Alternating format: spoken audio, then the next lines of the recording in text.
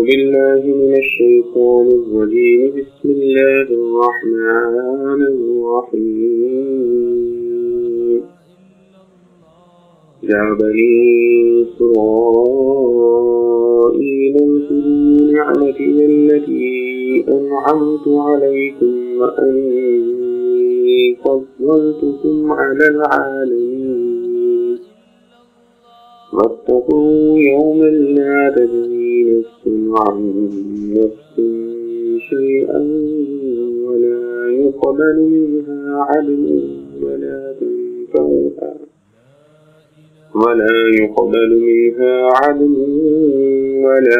تنفعها شفاعة ولا هم ينصرون۔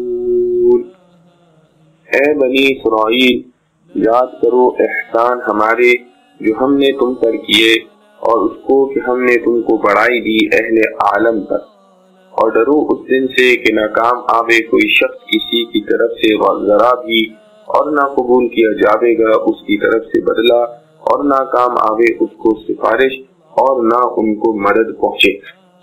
خلاصہ تفسیر، اوپر کی آیت تک بنی اسرائیل کے متعلق جن خاص مضامین کا بیان کرنا مقصود تھا وہ تو ختم ہوئے۔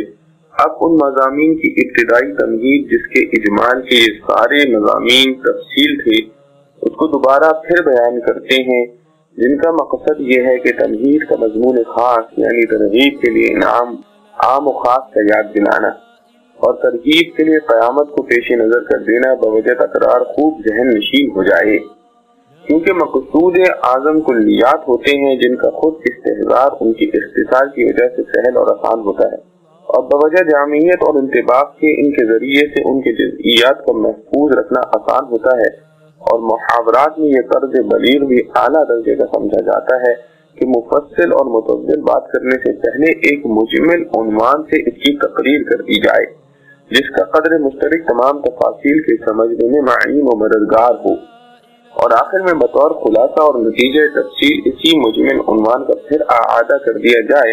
مثلا یہ کہا جائے کہ تکبر بڑی مضر خصلت ہے، اس میں ایک ضرر یہ، دوسرا یہ، تیسرا یہ، 10-20 مضرتیں گنوا کر پھر آخر میں کہہ دیا جائے کہ غرض تکبر بڑی مضر خصلت ہے۔ اسی طور پر اس آیت یا بنی اسرائیل کا اعادہ فرمایا گیا ہے۔ اے اولاد یعقوب علیہ السلام، میری ان نعمتوں کو یاد کرو جن کا میں نے تم پر وقتاً فوقتاً انعام کیا، اور اس کو بھی یاد کرو کہ میں نے تم کو بہت لوگوں پر بہت سی باتوں میں فوقیت دی، اور تم ڈرو ایسے دن سے یعنی روز قیامت سے جس میں کوئی شخص کسی کی طرف سے نہ کوئی مطالبہ اور حق واجب ادا کرنے پاوے گا، اور نہ کسی کی طرف سے کہ معاوضہ بجائے حق واجب کے قبول کیا جاوے گا، اور نہ کسی کی کوئی سفارش جبکہ ایمان نہ ہو مفید ہوگی، اور نہ ان لوگوں کو کوئی بزور بچا سکے گا۔ وَإِذِ ابْتَلَىٰ إِبْرَاهِيمَ رَبُّهُ بِكَلِمَاتٍ فَأَتَمَّهُنَّ قَالَ إِنِّي جَاعِلُكَ لِلنَّاسِ إِمَامًا قَالَ وَمِن ذُرِّيَّتِي قال لا ينال عهد الظالمين۔ اور جب آزمایا ابراہیم کو اس کے رب نے کئی باتوں میں، پھر اس نے وہ پوری کی، تب فرمایا میں تجھ کو کروں گا سب لوگوں کا پیشوا۔ بولا اور میری اولاد میں سے بھی، فرمایا نہیں پہنچے گا میرا قرار ظالموں کو۔ خلاصہ تفسیر، اور جس وقت امتحان کیا حضرت ابراہیم علیہ السلام کا ان کے پروردگار نے چند باتوں میں اپنے احکام میں سے، اور وہ ان کو پورے طور سے بجا لائے، اس وقت تعالیٰ نے ان سے فرمایا کہ میں تم کو اس کے صلے میں نبوت دے کر یا امت بڑھا کر لوگوں کا مقتدا بناؤں گا۔ انہوں نے کیا اور میری اولاد میں سے بھی کسی کو نبوت دیجیے۔ ارشاد ہوا کہ آپ کی درخواست منظور ہے، مگر اس کا ضابطہ سن لیجئے کہ میرا یہ عہدہ نبوت خلاف ورزی قانون کرنے والوں کو نہ ملے گا۔ سو ایسے لوگوں کو تو صاف جواب ہے، البتہ اطاعت کرنے والوں میں سے بعض کو نبوت دی جائے گی۔ معارف و مسائل، اس آیت میں اللہ تعالیٰ کے خاص پیغمبر حضرت ابراہیم علیہ السلام کے مختلف امتحانات اور ان میں ان کی کامیابی، پھر اس کے انعام و صلے کا بیان ہے۔ اور پھر جب حضرت خلیل اللہ علیہ السلام نے ازراہ شفقت اپنی اولاد کے لیے اسی انعام کی درخواست کی تو انعام پانے کا ایک ضابطہ ارشاد فرما دیا گیا، جس میں حضرت خلیل اللہ علیہ السلام کی درخواست کی منظوری مشروط صورت میں دی گئی کہ یہ انعام آپ کی ذریت کو بھی ملے گا، مگر جو لوگ ذریت میں سے نافرمان اور ظالم ہوں گے وہ یہ انعام نہ پا سکیں گے۔ حضرت خلیل اللہ علیہ السلام کے عظیم امتحانات اور مضامین امتحان، یہاں چند باتیں غور طلب ہیں۔ اول یہ کہ امتحان کسی شخص کی قابلیت معلوم کرنے کے لیے لیا جاتا ہے اور اللہ تعالیٰ علیم و خبیر ہے، کسی بھی شخص کا کوئی حال یا کمال ان پر مخفی نہیں۔ پھر اس امتحان کا مقصد کیا تھا؟ دوسری یہ کہ امتحان کس عنوان سے لیا گیا۔ تیسرے یہ کہ کامیابی کس صورت اور کس نوعیت کی رہی۔ چوتھے یہ کہ انعام کیا دیا گیا اور اس کی حیثیت کیا ہے۔ پانچویں یہ کہ اس انعام کے لیے جو ضابطہ مقرر کیا گیا ہے اس کی کچھ توضیح و تفصیل۔ ان پانچوں سوالات کے جوابات تفصیل ملاحظہ فرمائیے۔ پہلی بات کہ امتحان کا مقصد کیا تھا۔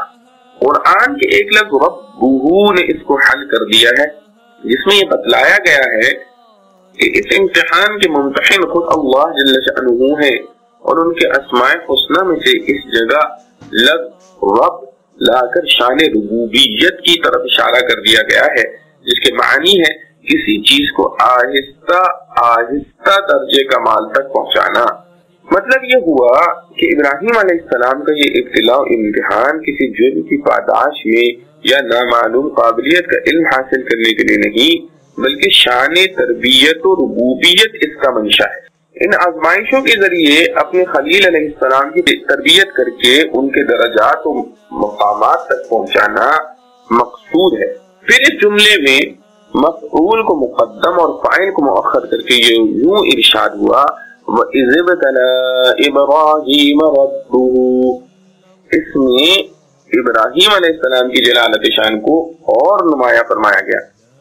دوسرا سوال کہ امتحان کس عنوان سے لیا گیا، اس کے متعلق قرآن شریف میں تو صرف کلمات کا لفظ آیا ہے، اور اس لفظ کی تفسیر و تشریح میں حضرات صحابہ رضوان اللہ علیہ مجمعین و تابعین رحم اللہ علیہما کے مختلف اقوال ہیں۔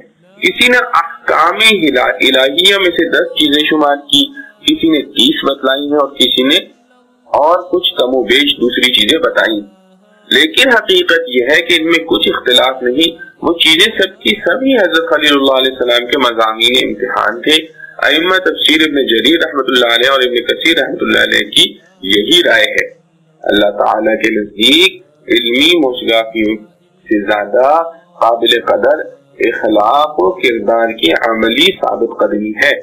یہی مضامین امتحان جن کی تفصیل آگے بیان ہوگی مدارس کے امتحانات کی طرح فنی مسائل اور ان کی تحقیقات نہیں، بلکہ اخلاقی قدروں اور عملی ثابت قدمی کی جانچ ہے۔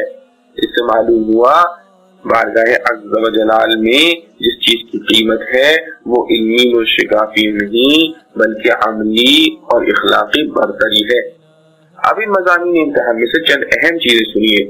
اب تعالیٰ کو منظور تھا کہ حضرت ابراہیم علیہ السلام کو اپنی خلت کا خلعت خاص عطا فرمایا جائے، اس لیے ان کو سخت امتحانات سے گزارا گیا۔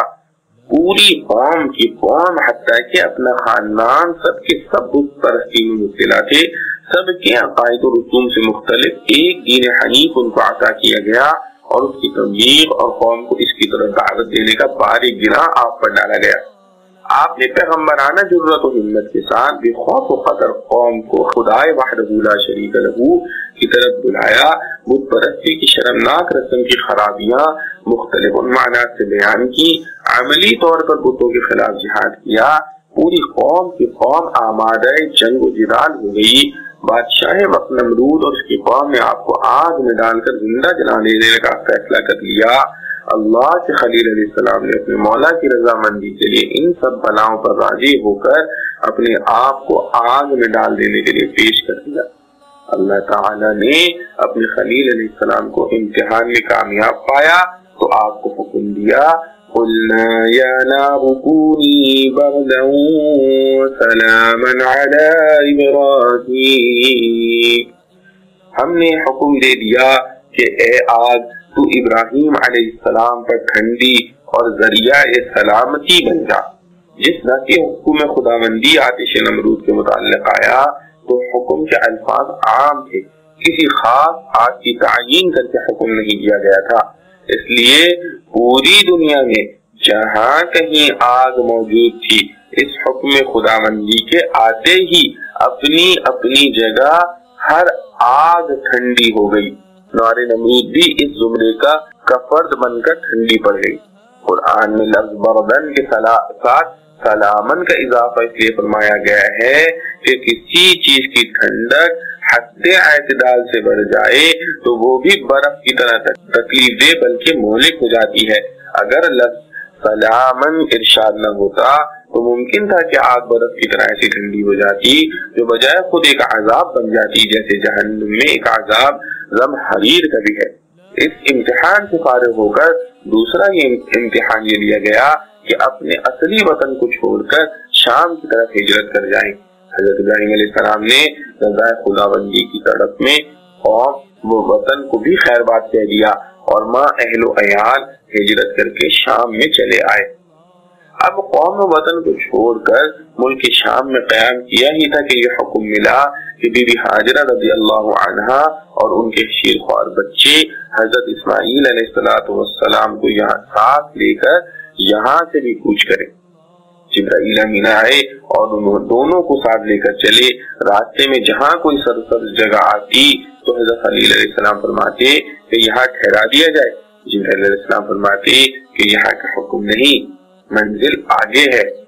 جب وہ خشک پہاڑ اور گرم ریگستان آ جاتا ہے جہاں آگے کسی وقت بیت اللہ کی تعمیر اور شہر مکہ کی بستی بسانا مقدر تھا، اس ریگستان میں آپ کو اتار دیا جاتا ہے۔ اللہ تعالیٰ کے خلیل علیہ السلام اپنے پروردگار کی محبت میں مسرور و مگن اسی چٹیل میدان اور بے آب و گیا جنگل میں بیوی کو لے کر ٹھہر جاتے ہیں۔ لیکن یہ امتحان اسی پر ختم نہیں ہو جاتا، بلکہ حضرت ابراہیم علیہ السلام کو حکم ملتا ہے کہ بیوی اور بچے کو یہیں چھوڑ دیں اور خود ملک شام کو واپس ہو جائے۔ اللہ کا خلیل حکم پاتے ہی اس کی تعمیل میں اٹھ کھڑا ہوتا ہے اور شام کی طرف روانہ ہو جاتا ہے۔ تعمیل حکم میں اتنی تاخیر بھی گوارا نہیں کہ بیوی کو یہ اطلاع ہی دے دے کہ مجھے خدا کا یہ حکم ملا ہے اس لیے میں جا رہا ہوں۔ حضرت حاجرہ علیہ السلام جب آپ کو جاتے ہوئے دیکھتی ہیں تو پکارتی ہیں، مگر آپ جواب نہیں دیتے، پھر پکارتی ہیں اور کہتی ہیں کہ اس لق و دق میدان میں ہمیں چھوڑ کر کہاں جا رہے ہو؟ اس کا بھی جواب نہیں دیتے، مگر وہ بیوی بھی خلیل اللہ علیہ السلام کی بیوی تھی۔ سمجھ گئیں کہ ماجرا کیا ہے اور کہنے لگیں کہ کیا آپ کو اللہ تعالی کا کوئی حکم ملا ہے؟ آپ نے فرمایا کہ ہاں۔ حضرت حاجرہ علیہ السلام کو بھی جب حکم خداوندی کا علم ہو گیا تو نہایت اطمینان کے ساتھ فرمایا کہ جائیے، جس مالک نے آپ کو چلے جانے کا حکم فرمایا ہے وہ ہمیں بھی ضائع نہیں کرے گا۔